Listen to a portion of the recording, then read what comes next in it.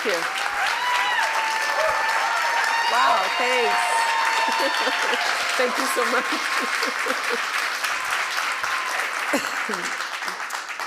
That's a good start. That's a good. It's very good. I'm feeling good about myself at this moment. You should. You should. Congratulations one more time on not only the film, which we're going to talk about tonight, but yes, I think this is now your 7th Screen Actors Guild nomination. I think you've won 2 of these. Too many to count at this point, but congratulations. Well deserved. Thank you so much. So before we get into Nyad, actually, like speaking of like recognition, it strikes me, was your first awards nomination for your work in the theater here in New York City? Take me back, 1987, Broadway debut. You were nominated for a Tony, correct? Yes. That was amazing. What do you remember? What do you associate with those early days in New York? Oh well, I just sort of plunged in. I had been working in the regional theater, and I loved it. And I started in the nonprofit regional theater, and was lucky enough to be in a rep company, which was kind of my dream, repertory company. Because as an actor, when you're in a rep company, you divide up the work. And so sometimes you're carrying the play, and sometimes somebody else is carrying the play, and you're supporting them. And also you're doing 8 shows a week, but you're not doing the same show. Yeah, keeping it fresh. Which is just, yeah, incredible. And I was so spoiled to have had that experience, especially with a company, of actors. So I'd had a taste of that, and that was a joy. And I went to Denver, and I did a year there as well. So after that, I felt, I was 28, and I decided I needed to give New York a shot. And so it was kind of interesting because I wasn't a kid, Right. It wasn't like I was just starting. Although I was not, I knew nothing about working in front of the camera, really. Not that it's that much different, but I really had no experience, let's put it that way. Anyway, so then I had taught acting one summer after I was through with my training. I had been doing like kind of Shakespeare Festival kind of things, and then I had one summer of teaching, which I loved so much. And I had one student who had moved to New York, and she had an apartment on the Upper West Side, and she had let me live with her in her closet, to tell you the truth. And it was, just like I kind of just threw myself into New York and hadn't really planned, which is okay. So she let me live with her, Sally. I'm very grateful to Sally. And then I got a play at the Second Stage, which was a new play by Tina Howe, who just passed away this year. A wonderful playwright. And it was called Coastal Disturbances. So we started at the Second Stage. Thank you. And we moved to Broadway. So we ended up doing it for about a year, which was, of course, a great challenge, and a great experience to have as an actor. We'll circle back around to then, because that pretty quickly segues into the beginning of the film career. So we'll do a little bit of a This Is Your Life, Annette Bening, if you'll forgive me tonight. But before we do that, is someone going to come out of the audience? Isn't that what happened in that show? Right, exactly. No, we won't subject you to that. Or will we? No. Congratulations. Nyad is just a wonderful piece of work. It is such a treat to see you, to see Jodie Foster, the great Jodie Foster, in this amazing story of friendship and perseverance and success and failure. I'm curious, are you the type of actor that instinctually knows? You see a script, do you labor over it, the yes or the no, or do you kind of know immediately you're in? Well, in this case, I knew it was Jimmy Chin and Chai Vesarhelyi, who are a married filmmaking couple, and they had only done they're great documentarians. They'd made a number of amazing documentaries, including Free Solo, and they had won the Academy Award for that, and we all remember that movie. So I knew that it was them. I didn't know them, but I knew it was them, and then it was just that and the script. And I read it and just immediately was blown away and thought, well, I have to do this. There's no question. and I didn't really think it through. I honestly didn't, which is kind of insane, but I didn't think about really, oh, there's all the swimming in the bathing suit. And, There's a lot of water in the script I didn't think about. Yeah, there's a lot of swimming here.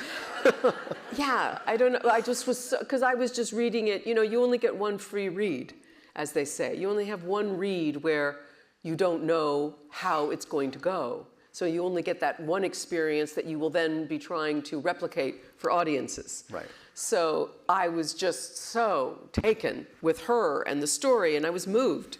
That's the bottom line. I was just touched and inspired by her. So I did just say yes. I probably said, well, I need to talk to them, but inside I was like, I'm doing this. Well, she's just, even beyond the physicality, which I do want to talk about, just Diana as a figure is such a compelling entity, a human being on this planet. She is stubborn and sometimes cantankerous, but also so accomplished and driven, and this must be like mana for an actor. This is like all the complexities of life in a human being. Yes, and in fact, one of the scenes that was actually never made it into the movie was at the very beginning, and she was, it was a scene where she was being quite Diana-esque, yeah, and pushing and challenging, and that's not quite the right description, but anyway, she was so unusual, right from the beginning. And I just thought, I loved that. I loved that in the writing. Yeah. That this, and it's because, of course, it's based on this real woman. She wrote a great book as well, which is based on, she wrote a book called Find a Way, which is about this process that she went through when she turned 60 and decided to do the swim that she had failed to do when she was in her 20s. And it took her many, many years to accomplish it, many failures, which is what the movie's about. So yes, I just immediately thought, well, I have to, they're just like, what? This is crazy. I couldn't, and I knew something about her, and I used to listen to her on NPR, because she had a show on NPR. She would weigh in on kind of sports ethical kind of issues, and I remember hearing her. Anyway, so yeah, I just said yes. It's also an interesting situation because, look, actors playing real life figures happens all the time, but it rarely where, like Diana and Bonnie were accessible. Like they could be there for both you and Jodie, as I understand it. Oh, yeah. And that's a gift, also possibly a little intimidating to have the real thing standing slightly off your eye line, I would think. I don't know if they were on set. No, they're so hilarious. They are such a duo. So now they're out on the circuit together, and they have all these great lines that they do together about when they actually came to the set, but it wasn't until the very end. And Bonnie says they wouldn't let Diana on the set because they would be too afraid that she would yell "cut," right? Which she would never do. But that's their joke, Anyway, so yeah, we spent a lot of time with them, and no, Diana was not intimidating to me because she is so what's the word? Open. She's a very curious, intense person, but behind the eyes, there's so much openness and vulnerability, for want of a better word, and just a kind of searching quality about her. She felt very, she wanted us to do this film, believe me, and she gave it over to us, but it was scary for her. How could it not be? Right. It's her story. But then I think that she got to know me, and I just said, look, I'm your advocate. I am here for you. That's what we do as actors. We advocate for the characters, whether they're heroes or killers or somewhere in between. We are behind them, and we're fighting for them and their needs. So she began to see that she could trust me, and that I only wanted to, I only wanted to try to tease out what I could. Yes, we had to change it. We can't make it exactly like real life because real life doesn't follow a narrative structure, and we needed a narrative structure. But she very quickly, I think, began to trust me, and we talked very intimately and openly about her life. I want to give the audience, hopefully you guys have seen this, it's on Netflix. If you haven't already, check it out and check it out again. But for a refresher, here's a small clip of you and the great Jodie Foster in Nyad. Check it out.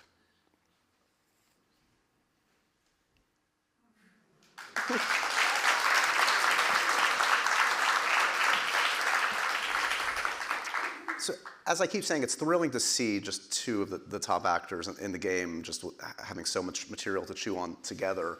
It's funny because obviously I've taken the opportunity to look back in your career and I've seen so much of your work, and I think back to like the early films, and there was a lot of narrative that I remember of like all these amazing actors you were playing opposite against, whether it was your husband, obviously Warren, Michael Douglas, Denzel, De Niro, Harrison Ford.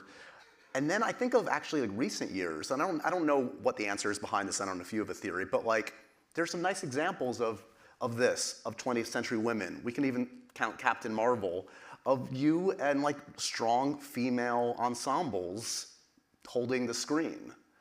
What are we to account for that? Are we actually, God willing, making some progress in that? Am I too much of an optimist? No, I think we are. I think that there are more nuanced characters for women to play now, and there are fewer stereotypes. They're not over, but no, I think that that's in general happening in terms of inclusivity, not just with women, but with everybody. Sure. So I think it's a very important time for us in the industry, and that things are changing because people are demanding it. And there are certain rules that are being instituted that I support and that kind of encourage that. But it's also an organic process where more and more people do have access, and more there is more diversity in the storytelling and in the actors that we see and in the stories that are being told internationally as well. Sure. I mean, and you obviously have always been sought after with great material and great directors, but did you ever feel a struggle to not do the wife role, the mother role? Did it feel like it was tough to find nuanced roles at any point in your career? Well, I didn't. I think that I always, quite frankly, I just felt grateful. Yeah. I did. I felt like, wow, okay, I got to play this part with the, opposite some of the people that you're naming, De Niro or Harrison Ford. So I felt very lucky to be working, especially with good directors. Right. So at the time, I didn't think about it that way. I also didn't know where things were going. You never know where things are going. And to have work, and I mean, it wasn't that long before that I was wondering, would I ever be able to get a movie? I mean, I didn't know. You never know what's going to happen. You just come out and you sort of try. Right. But I remember thinking, it wasn't really until I was, I don't know, maybe out of college or around that time that I began to think about movies or being in movies. It just didn't occur to me. I wasn't that schooled in movies, and I wasn't somebody who grew up thinking about that. Right. But then I would see a good movie and I would think, well, I guess somebody has to be in them. And why not? How does that happen, So and then I thought maybe if I came to New York and started doing theater, that would be a way that I could find my way in. I had, I was from San Diego, I'd lived in San Francisco. LA was kind of the place that everybody sort of was like, oh, I don't know. The Northern Californians look down on it, the Southern, San Diegans look down on it. The whole world looks down on it, right? Yeah. Anyway, so I did think about going there and was just, I was naive, quite frankly. I was just ignorant about the business. So which is fine, it didn't matter. But I knew how to act, and I trained and I worked, and then I came to New York to try to see if I could be in plays and that people would see me that way, and that would be a way in. I have to say, I'm somewhat obsessed. I've watched a lot of interviews with you. Your wonderful parents, who were together for 60 plus years? 73. Oh my God. My dad just died 3 months ago. He was 97. Oh my gosh. Yeah. Unbelievable. It's just incredible. They got married in 1950. Amazing. Yeah. And as I understand, it had like the house that like you were in as a child or like a young person for a long while. Yeah, I mean, we moved into a tract home when I was 10. We had moved to San Diego in 1965, and then when I was 10 years old, we moved into this neighborhood that was one of those, tract home neighborhoods where all the houses were being built kind of as we were moving in, and there was the new high school down the road and the new church down the road, and this is the house that my mom still lives in. And they, lived in that house all of those years, slept in the queen-size bed. I mean, it's amazing. They were incredible, and my mom is, still with us, so. What did they make of, because as I understand it, there was no history of the arts in your family necessarily. Were they open-minded, shocked at the trajectory of your career? Yeah, they must have been. I mean, I went to high school. I graduated early just because of having a lot of credits. I was working, I had jobs, and then I just went to community college in the neighborhood, and it was $1 a unit. And by the way, community college, that was one of Obama's big things, was the Promise program and making community college free, which in many places it is still free, as it should be. And that was his idea that, hey, it should be like high school, it should be free. So anyway, I happened to go to a great little theater program, and that was just my good fortune. Right. And started doing plays. I mean, I knew nothing about Bertolt Brecht, and we were doing The Good Woman of Szechuan, and I was playing the part, and I learned a lot really fast.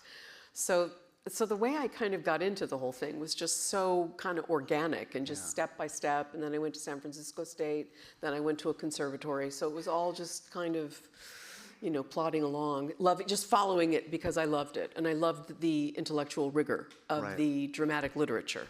And you alluded to this, your 20s are spent in the theater, and, by the standards of film, it's kind of a relatively late start to get started in film. And you look at Diana Nyad, she retired by the time you essentially started your career in film. That's true. I took the opportunity to look back. It's been a while, but I watched The Grifters again, which is such a great piece of work if you guys haven't seen it. Thank you.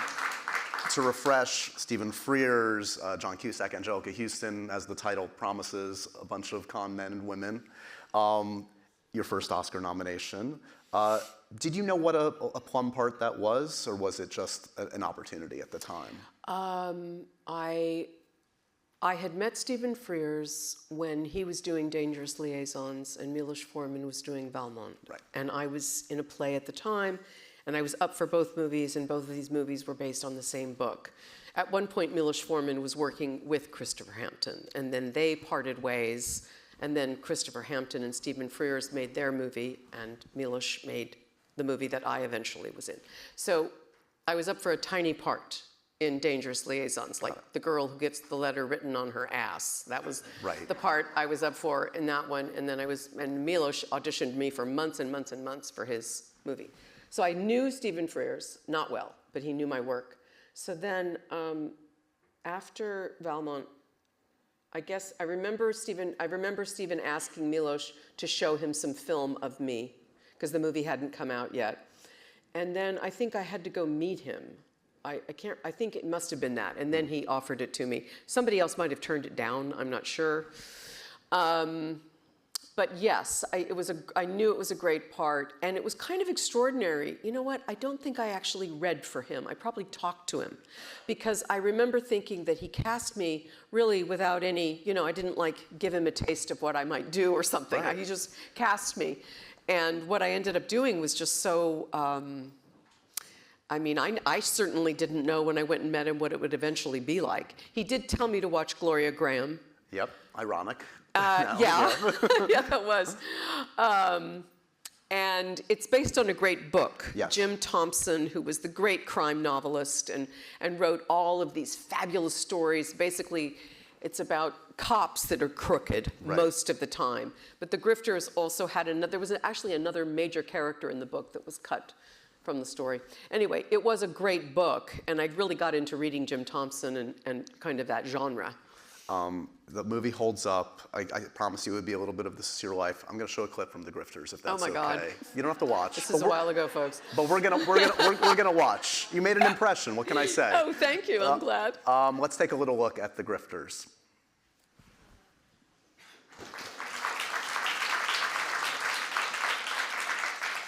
That's not the voice I'm hearing today. Do you remember putting on, deciding on that lilt? You know what? I think he told me, I remember him saying to me, I want you to lighten your voice. Yeah. I remember him saying that.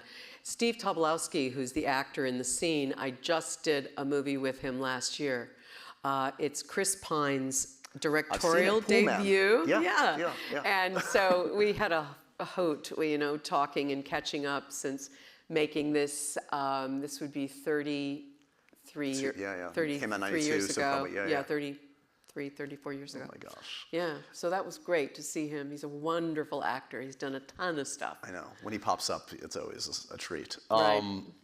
So I do want to talk about, I love Bugsy. Bugsy is a fantastic film. I'm sure you have probably have different reasons for loving it than I do. No, I love it. It's a good movie. It's a legit great movie. It's a good movie. It's got, I think Toback wrote the script and Levinson directed, of course. It has that great Ennio Morricone score I'm always a sucker for. It's gorgeous to look at. Is it true that you had met with Warren, or were at least up for Dick Tracy prior to Bugsy? I was supposed to meet him, and I remember my agent at the time was very skeptical about it. It was like, yes, he wants to, but he meets everyone, and you know. Anyway, I was supposed to meet him, and then he had to cancel once. And then the second time we were going to meet on Dick Tracy, I had to cancel because of something important. So we never met. Got it. That's what happened. The rest is history. I promise I'm not going to show endless clips because I do want to talk to you most of the night. But I do want to show a scene from Bugsy because it holds a special place and it's so important for many reasons in your life and career. Here's you and the great Warren Beatty. Thank you. In Bugsy.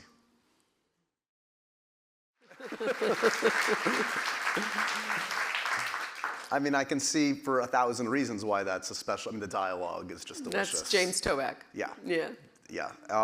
So when you see that scene, I mean, you're seeing a lot there because I imagine you're also seeing the beginning of the rest of your life in some ways, yes? We've been married 32 years. We have 4 children.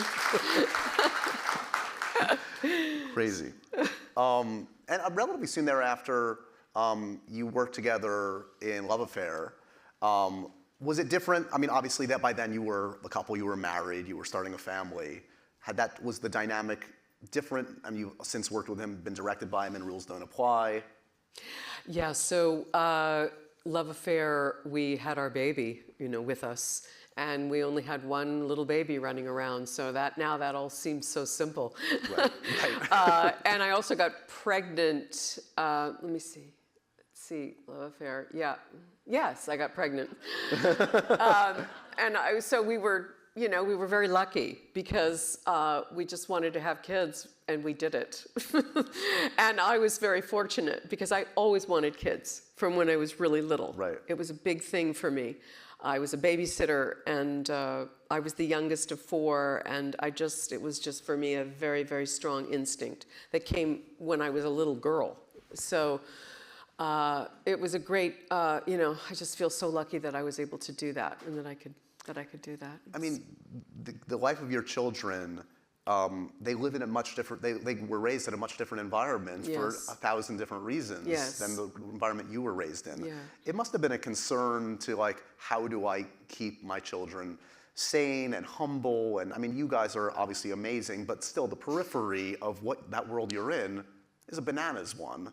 Yeah, and of course, until you start to experience it or see what they experience, even as little kids, when they're around, when I'm with them and somebody approaches me or my husband or, some innocent person that doesn't mean any harm, but just sort of ignores them or says something inappropriate or whatever, and of course, much bigger issues as they get older. So, no, I remember very well a moment where I thought, wow, I never thought that my success in my profession would be something that would be difficult for my own kids. Right. But of course, it is a particular challenge. Now, there's a lot of wonderful things that come with it. Sure. And there's a lot of advantages, obviously, and they are very much well aware of those. But it is something that you have to work through as a kid. And you're right, neither of us had any idea of what it would be like to grow up in the way that they did, because we both grew up in such, completely different ways than our own children did. So yeah, it's something, it's like so many things in life. Until you actually experience it, you can't really figure it out. You can't anticipate it. You can't save them or protect them from some of the things that they're going to be subjected to. But that's just what's been handed to them. That's part of their fate. It is interesting. I mean, your career is remarkable, and it's proof that you can prioritize family and still have a successful, amazing career. I mean, I know family was always first for you, your marriage, your children, and sure, some jobs you had to pass on, Yeah. but the proof's in the pudding when we look at this resume. Well, thank you. I mean, I'm really glad I continued to work, and I'm glad I could take time off. That was an incredible gift, Right. that I could do that. And when I was working so many years in the theater, I kept doing plays. I didn't do them for a long time, and then I started up again sort of after I'd had 3 kids, and I would do plays in LA as well. And it's just a brutal schedule for children. Yeah.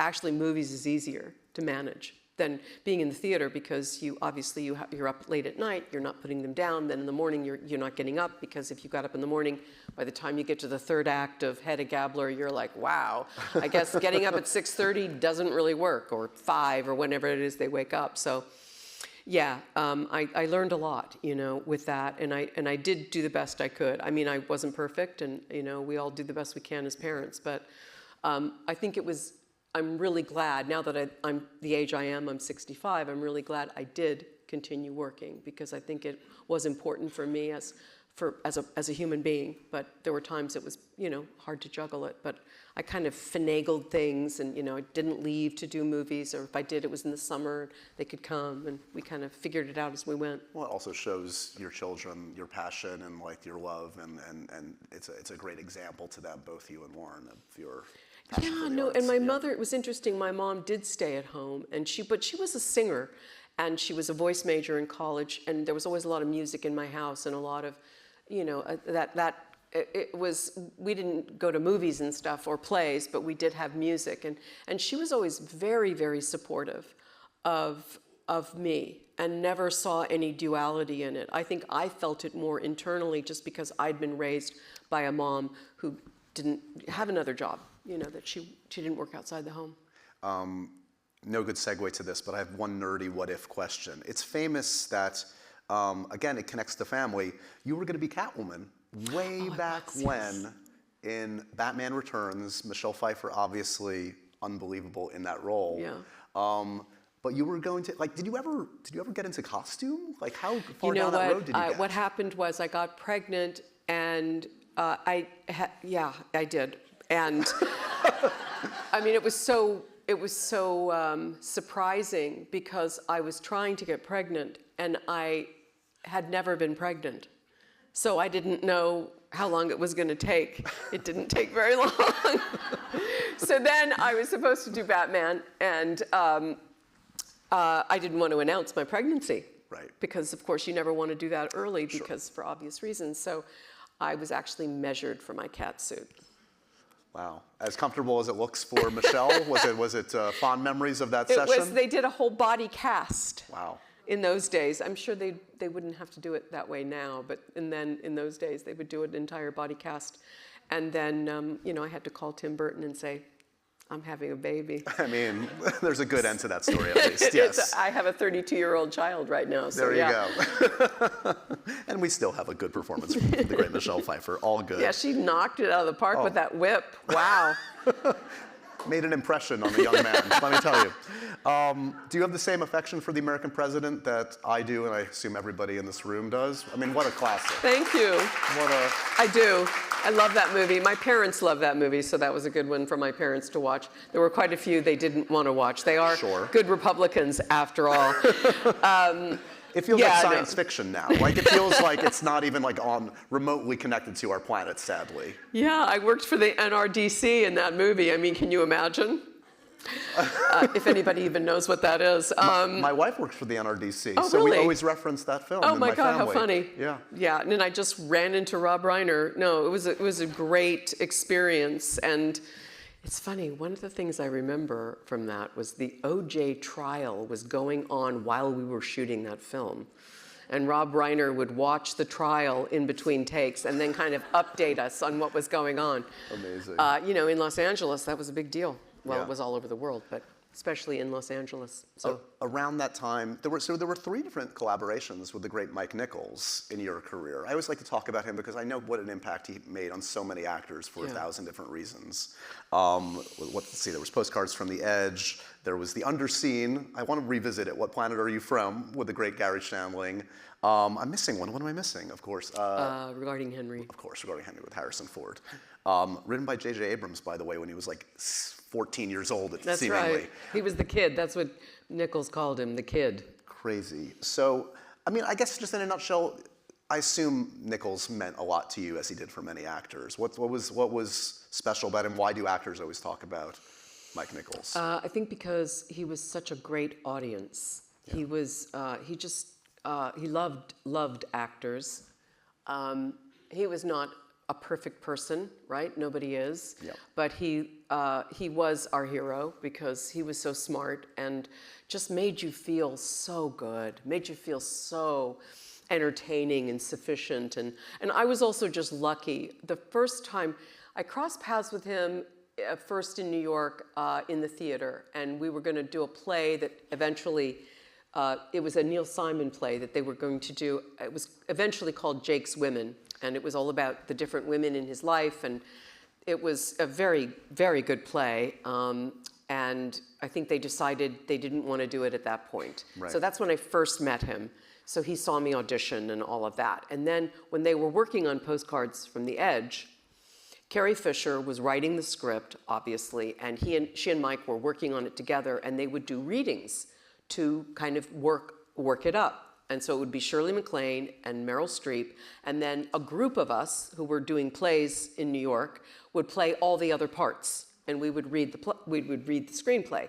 And I think we did that twice, and then they would discuss it, and then each of us, it was me and Oliver Platt, for sure the 2 of us, and then I think a couple of other people, and then we each got one scene in the movie. So that's how it worked. And so I got a little taste of that. I mean, that's incredible. Yeah. He also was I remember when they got the movie up and going, he did a big reading at the beginning. And he took out the whole sound stage and he set up this huge table. That's very unusual for a movie. Right. They set up a big, tables around. And so all the actors were there.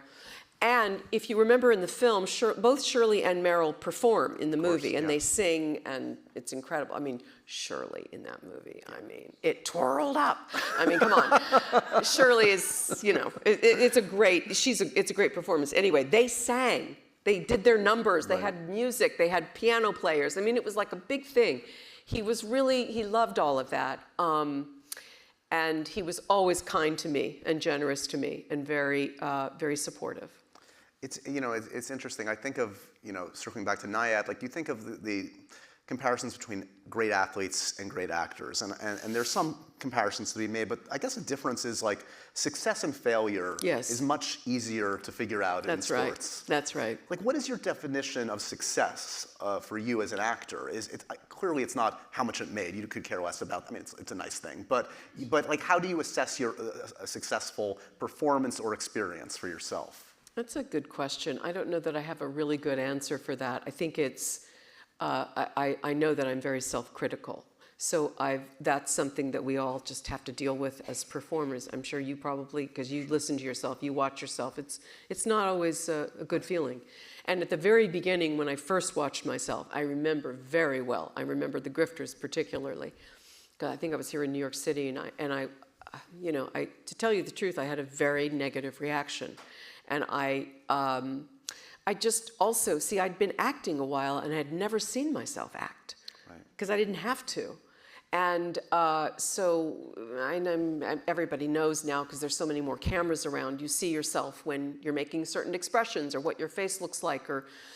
And I just was not used to it. And I was hypercritical for a while. But the reason it was good to watch at times was that for me, I could learn something. Right. And I could see that there were times I could have made something better. And I see that now, no matter what, when I see a scene. I think, I could have, usually simpler is what I think. I could have just done that simpler. Or sometimes it's very technical. You know, sometimes you think, God, if I just turned this way a little bit more, it might have been better. Or, you know, there are things that you do know you can make better. Because, of course, that's just the creative process, Sure. right? There's no sort of end point. If you're doing takes, you can always do more takes. Right. I mean, you might feel, oh, yeah, that was probably a good thing. But then you know that if you did a few more, if you had time, you might find something else. Or something surprising might happen. Or there might be a sound that happens off in this, you know, somewhere that kind of draws your attention away. Or your partner does something different that stimulates you, and so something just happens. And that's the thing you want. That's what you're chasing. Yeah. You're chasing that. Yeah. And that's very hard to get because, you know, there's all these machines around you and there's all those people and there's the cameras in one place and you know, there's just all this stuff that sort of conspires to make things not spontaneous. Right. So you have to be the one that figures out how to do that in whatever way it is that stimulates you, whether it's taking your focus off of it for a while and then coming back to it, or joking around, or sitting quietly in a corner, whatever it is that works. But that's the trick, is just that's the thing that you never anticipated, the thing that you never planned, you never thought the other person would do, and then something happens. That's what you always want. I feel like we just got a 4-minute little masterclass. That was amazing. I think I just went on a little too long. No, that was perfect. Sorry. No, I could listen to that all day. And I would imagine, like, connecting to Nyad, like, you're in the water, that must almost be like a freeing experience. Because Yes. you have to be, like, busy. The elements are not going to You're abide by. absolutely right. Yeah. Yes. Loosens you up, takes you out of your own head, hopefully, a little bit.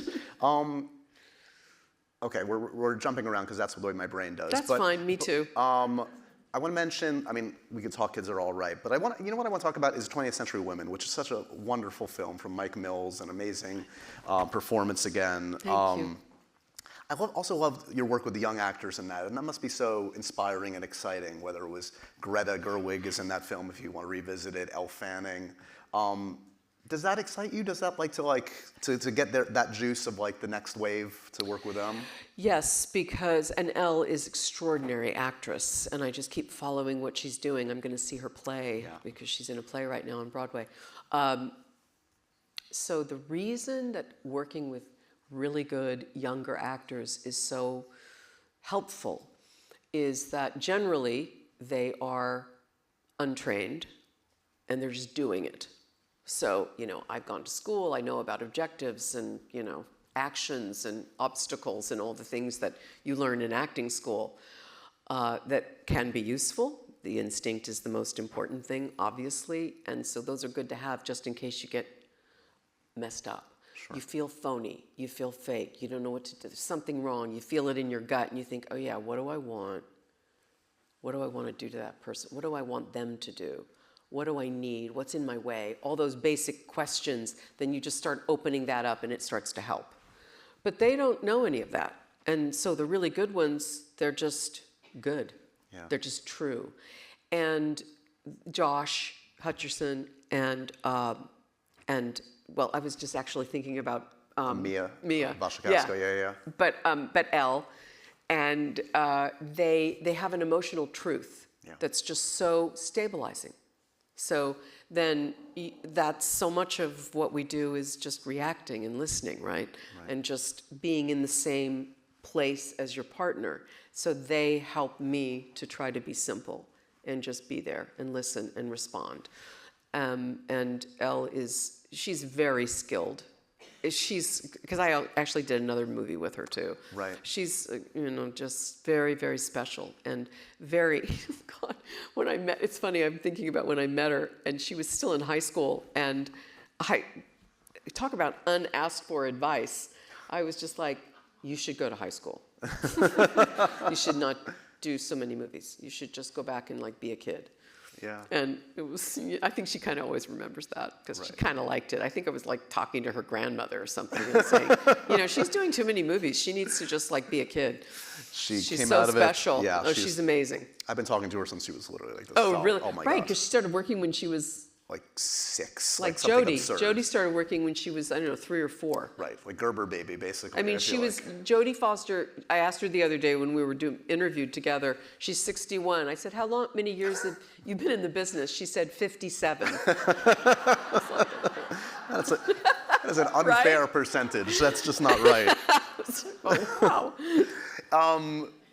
On the flip side of the kind of films we've been talking about, it was fun to see you in the Marvels with Brie Larson in that context. Was that, I mean, the effects, the costumes, and all of that, was the joy of at least playing with someone like Brie, did that override the accoutrements? Oh, it was a blast. Yeah? I loved it. It was so much fun. It was such a gift.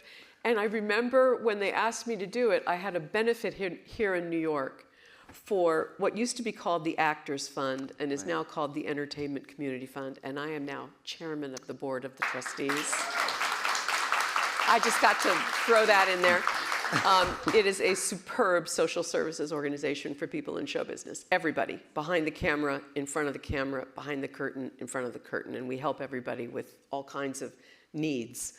Anyway, we do an annual gala, and I had asked my husband to be honored, which he said yes, and then he tried to get out of it, and I was like, you can't get out of it. You said you would do it. That's like him with every film in his career, Yes. isn't it? That's basically the Warren Beatty thing. So on the Monday night, here we were, we had to be in New York City. And the movie, and it was a huge movie. You know these movies, they spend, God knows how much money they spend making them. And they needed me in California Tuesday morning. And so I said, I'd really like to do this, but I can't because I have to be in New York City at the gala. So I went to the gala. They put me on a private jet. I flew to Fresno. They picked me up in a car at, I don't know, 3 in the morning, drove me to the mountains to this lake. There's a scene where I die. Remember when I get out of the plane? That's the scene. So then went to a condo for 3 hours and slept, got up, went to the set, and they have this huge plane wreck that they've staged at this lake. It was unbelievable. And then I'm in the wreck, and I get out, and I die in the sand, and I tell her to carry on. And it was like, I couldn't believe, is this my life? Am I doing this? I mean, it was a blast. Yeah. And then we got to go to Edwards Air Force Base and shoot there the next day. So, I mean, it was such a gift. And they were all kind of burned out by that time, too. Because why is Annette so happy? Yes. We're all miserable. No, because those movies are long and arduous. But for me, it was a lark, you know. It was just such fun. I mean, it's funny to hear. I mean, I love hearing that enthusiasm because, like, you know, you've been in the game for a minute and you're part of the Hollywood firmament. Like, when you think of, like, the links to the past and the last generation through you and your husband, it's like, when I think of, like, old Hollywood meets new Hollywood, I'm thinking of you guys. You know, but the simple thing is that when you sit down to work with a group of people and you're around the table, just like the same from when I started in high school and to now, like when we sat down to work on Nyad, it's the same thing. Same thing. Yeah. It's just like, and that feeling inside your, you know, the pit of your stomach, and like this excitement and what could happen, and that doesn't really change. Yeah. It's just the same. It is the, you know, it's that spark inside. So it doesn't matter how much you've done, although maybe you have a little more experience, and so that helps. But sure, you know, you always learn something new anyway. Here's my random thing that I heard about you guys at some point. Are you California Pizza Kitchen fans? Do you love Yes. Yeah, that's what I heard. Yes. I respect that. I love California Pizza Kitchen. Do you respect that? Yeah. Do you like the barbecued chicken of course. pizza? It's the classic. Okay, my husband likes that. I get the shredded chicken salad, the Chinese chicken salad. Not on the pizza, like the salad. No, the actual salad. But then I'll have a piece of the pizza maybe if I'm in the mood. Annette, you don't go to a pizza place and get the salad. What are you doing? We're ordering in, man. I used to go there with my kids. We're having our first fight. This is adorable.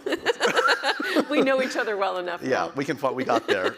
It's just a curiosity. Let me see what wonderful questions our audience has come up with here. Let's see. Over how many days were the ocean swimming scenes shot? I know, that's trade secret. You weren't in the ocean, were you? We were in a tank. I was in a tank. We were in a tank. It is a 70 meter by 70 meter tank that this one is, oh, my mic is kind of popping. I hope our sound guy is not upset. It's in the Dominican Republic, and it was built, I think, many years ago, many decades ago. So it's adjacent to the ocean, but not connected to the ocean. Okay. So when, if you can picture this huge tank, and it's situated close to the ocean, and there are, screens on the side that they can eventually project things onto. And there's a huge ramp on this side, and the ocean's out there. So this ramp is where all the equipment is, and all the crew, and the cameras, and the cranes, and all the stuff is here. Also, our cinematographer, Claudio Miranda, built a small, little device that hung on the inside of the platform that he could crawl into and get a camera in. So he would, and they would push him with a trolley across the platform. So I'd be swimming like this, and then he would be in his little camera house shooting me. But then we also had a genius underwater photographer, right. Pete Zuccarini, who's like a merman. He's 6'3", and he's got fins this long, and he's also a free diver. Right. So he has a crew, and they do documentaries, they do all kinds of stuff. And his crew member will be on the surface. So we've got the boat all ready, I'm in the water ready, we've got Pete. Pete takes a big breath, and then everybody waits. And then he goes down, he just takes a free diving breath, goes down, then he's down in there. He's like down there, I can see him, he's waiting for me. And then he goes like this to his assistant. The assistant says, go, they say action. Then we start moving, I'm swimming, and he's down there underwater, shooting me, swimming backwards like this. So we did a lot of that. Amazing. And then we did have one day in the ocean, but it was only one. Because Netflix didn't really want me to get in the ocean, but it's also impossible to shoot on the ocean. It's a very famous thing. Yeah. Movies on the water, it's like a nightmare. The technical demands and trying to be on boats, it's just really messy. So that's why tanks were invented. So if they shoot in this direction, they can make it look like it's the ocean, right? Because they can line the cameras up with the tank and the water and then connect to the real ocean, and you get the illusion that you're in the middle of the water. But we did have one day on a boat, and it was me and Jimmy, one of the directors, who's also an extreme athlete. So Jimmy is a climber extraordinaire, and he's also just an all-around surfer dude, swimmer. He's an incredible athlete. So Jimmy and I went out in this boat with Pete Zuccarini, the underwater photographer, and one of our stunt women went with us too, and we did get a couple of shots that we used. One is just me swimming through fish. And there's another one where I'm kind of suspended vertically in the water. And so Katie, our stunt person, because I couldn't stay vertical, they wanted me to get sort of like straight up and down in the water, and they were shooting me this way. And I couldn't, I just kept floating up. And so Katie dove down, grabbed and held her breath, grabbed my foot, and was pulling it. And I was like this in the water, and then we got the shot. Except you don't see Katie. Well, it speaks to something, a theme in the film that is, I'd love to connect to acting, which is we think of athletes often as this, it's all about them, but there's a team behind them. There's an apparatus. There are the coaches, the friends, the family that help them get to where they are. In your own career, in your own craft, who's the unsung hero, you think, in your career? I think, I don't know. I mean, I really value my teachers. I had good teachers, and I always think about my teachers because I really needed all of that. I'd never met an actor really when I wanted to become one. I wasn't sophisticated. I wasn't worldly. I hadn't traveled. I hadn't seen a lot of plays. I just fell in love with the theater. I went to the Old Globe Theater in San Diego and saw Shakespeare and just thought, oh man, it's so alive. It's so vital, and I don't understand everything they're saying, but I know what they mean. Yeah. And I just loved it. And so then I just started kind of doing it. It was just very, like I said, organic. And but I certainly appreciate my parents. You know, they were always, they went, oh my God, I was in so many bad plays. I can't even tell you. I can't imagine what it was like sitting through some of the plays that I was in. Some of them were probably okay, Yeah, but I would guess. but some of them, The Potting Shed by Graham Greene, who even knew that he wrote this play, and we did that in junior college, and I was in it. And my parents, they went to all of those plays, and they were always supportive and nice about it. They never, criticized me. This is always a tough one, but I'm thankful it's not coming from me. What role haven't you performed would you like to take on? Are you an actor that thinks about a kind of role? I used to when I was in the theater, and I just wanted to do all the classics and all the great parts. I don't think about that now. I also have fewer illusions about the theater than I used to when I started. And I did get to play a lot of the parts that I wanted to play. Hedda Gabler was a part that I wanted to play. I trained and worked a lot on Nora in Doll's House, but I never actually got to play it. So now, sometimes I think about a few of the plays that might be out there for me to do, but no, I think the answer is not really. I'm so interested in what's happening now, new writing, what's coming out, what people are interested in, and I do love working on film. I love the camera. I love the luxury of the camera and the intimacy of that experience, the intimacy of the experience with the other people in the room that you're working with. So I really love that process. I have fallen in love with it after feeling very awkward on sets for quite a while. I felt like I was a stage actress kind of pretending that I was on a set and kind of knew what I was doing, and it felt awkward. It doesn't feel awkward anymore. Didn't read in the clips we saw, so don't worry. Let's end with a happy, sad, confused, profoundly random questionnaire. Is there an actor you're ever mistaken for? Who's the last actor you were mistaken for? Wait, yeah, I think that has happened to me. Diane Keaton. Oh. Sometimes people will say that, and I'll just say thank you. Or they'll say, do I know you? You look familiar. People say that to me. I love that. Do you have a pet peeve on a set? Like, what drives you crazy on a set? You seem pretty easygoing. Shouting down. Yeah. And I've seen it very rarely, but I have seen it. People who are mean to people under them. Unacceptable. And of course, now, I would ever so diplomatically say something quietly. But when I was younger, I didn't do that. And I would see it happen, and I would think, I couldn't believe it. Or, and again, this has happened.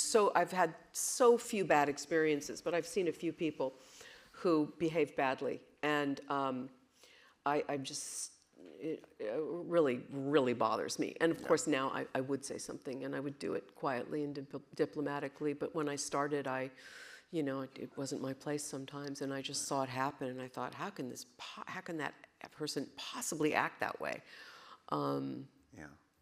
I don't know, maybe someday I'll throw a big fit on a set. Yeah. I've got to do it someday. Yeah. Damn it. You've earned it. God damn it, yes, I've earned it. Apropos of that, what's the worst note a director has ever given you? Does one pop out? Long intellectual explanations. They're the worst. That's another thing Nichols was so good at. Just precise, easy.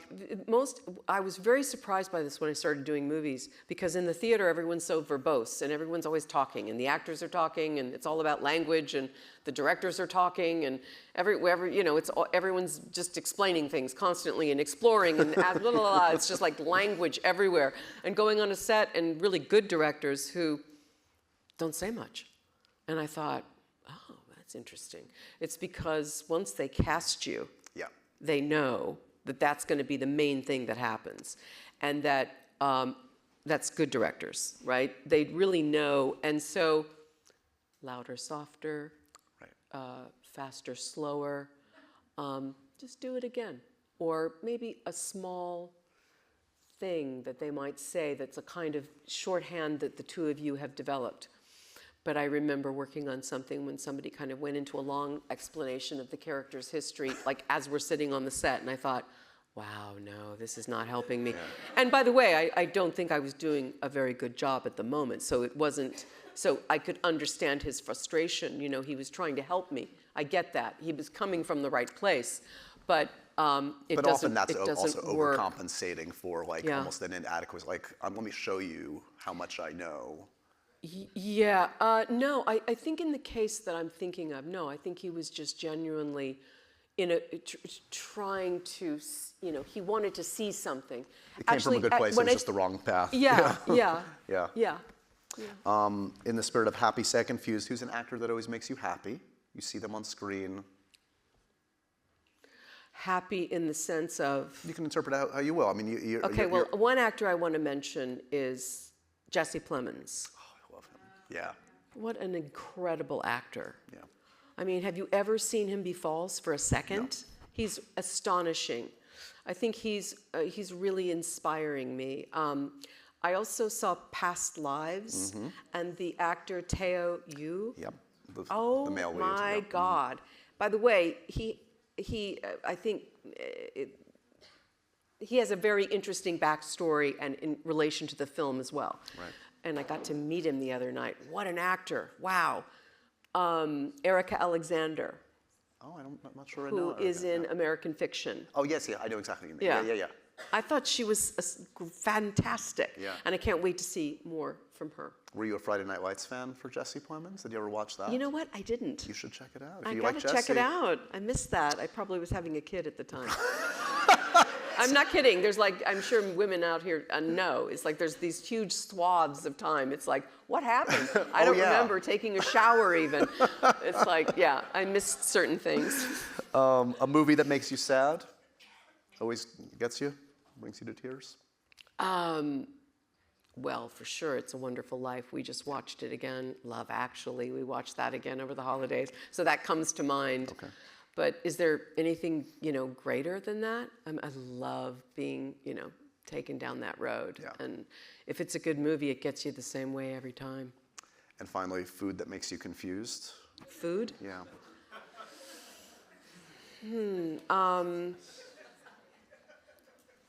Let me think about that. Yeah. We're ending with the hardest, most important question of the night. I know, I'm stumped.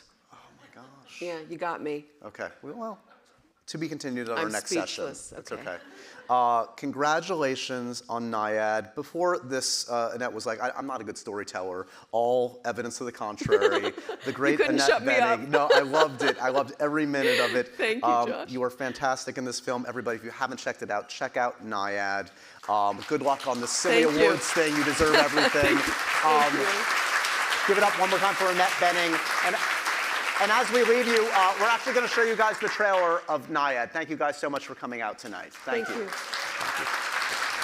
Thank you so much.